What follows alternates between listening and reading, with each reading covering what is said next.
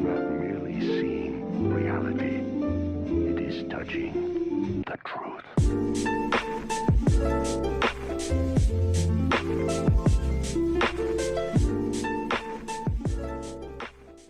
What's going on, everyone? Welcome back to Chronic Gamer. My name is Matt, and this is my reaction episodes 10, 11, and 12 of The Legend of Korra, Season 1 Finale. So go ahead, click the link in the description, check that out, come back here, let me know what you think in the comments section. If you're watching this on YouTube and you want to see the next 2 weeks worth of reaction videos, check out my Patreon. The link is also in the description. And over there I post early access to all the videos I post here on YouTube, with the exception of My Hero Academia and video game streams.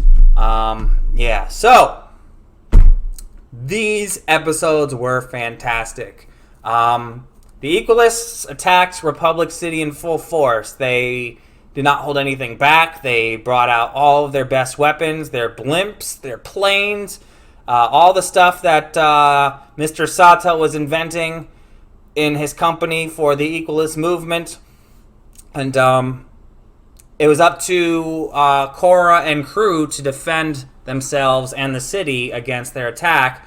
They went immediately after the air temple over on the island, and that forced them to evacuate, and Beifong sacrificed herself to save the airbenders, because they're the last airbenders, and she wanted to make sure that the airbending continued on. And I think that's awesome. That was really cool thing for her to do. It shows that even though she has had a past with Tenzin, and she may not like all of the airbenders, I'm sure she likes Tenzin's family as well as, you know, as well as any, and I'm sure she likes Tenzin in her own way as well, but you know, they clash a lot. They're ex-lovers, I suppose, and you know, she's got some sort of resentment that's very obvious, but when it comes down to it, her friendship and what's best for the airbenders is what takes priority in her mind. And even if it meant sacrificing herself to make sure that they went on, it was a very noble thing for her to do, and I thought that was really cool. She was captured and her bending was taken away by Amon, which sucked, but I'll get more into the consequences of that in a minute. But yeah, Amon, we saw Amon take Tarrlok's bending in the last reaction, and I couldn't believe it, but they revealed that Tarrlok is actually brothers with Amon, and that his real name is what's his real name? His real name is Noatak, and their father Yakon went and raised them to be like ruthless bloodbenders to get revenge for him for what had happened between him and Republic City and Avatar Aang. And Noatak ended up being feeling a kind of way about all the training. He thought it was pretty cruel.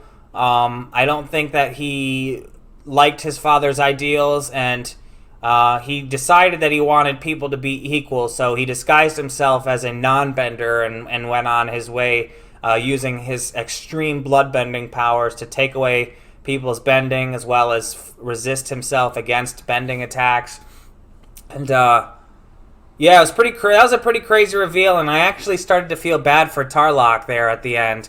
I actually, you know, I can say as of now, I kind of like Tarrlok after these episodes. You know, if you had said last reaction video that I would like Tarrlok by the next reaction video, I would have said you're fucking crazy. But yeah, I mean, he came to terms with what had happened, and he had a sort of turning point, and revealed the story and everything to Korra, and she used it to expose Amon once and for all, which was pretty cool. I wasn't sure it would work, but right away, once his like top follower saw that he was indeed lying about being a bender, he turned on him right away, and so that goes to show that he didn't have as much loyalty from his subjects as I thought he did. But in the end, he was just a little bitch, ran away, you know. He was exposed, his stupid scar faded away, and, you know,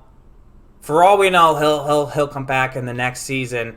Tarrlok did seem to blow them up though as they were away on their boat. That was pretty cool. He sent an electric charge into the gas tank of the boat they were driving, and it blew up for sure. But as powerful a bender as Noatak is, for all we know, he made it out of that just fine. Tarrlok, we're not so sure. I mean, his bending was taken away, and I don't think that Amon had any capabilities of giving back bending that he's taken. But I guess we'll have to find out what happens in the next season. This season was a lot better than I expected. I wasn't sure what to expect going into this, but I knew that a lot of people really liked The Legend of Korra, some even more than The Last Airbender.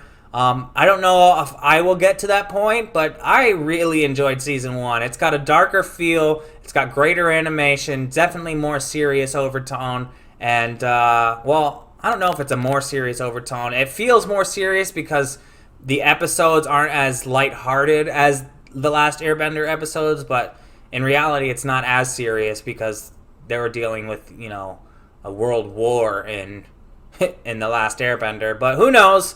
There's still a lot of this series to go, and I have no idea what they can do with it. So, yeah, I think that's it for Season 1. So, I guess just let me know what you think in the comment section, and if you haven't already, like and subscribe. And until next time, I'm Chronic Gamer.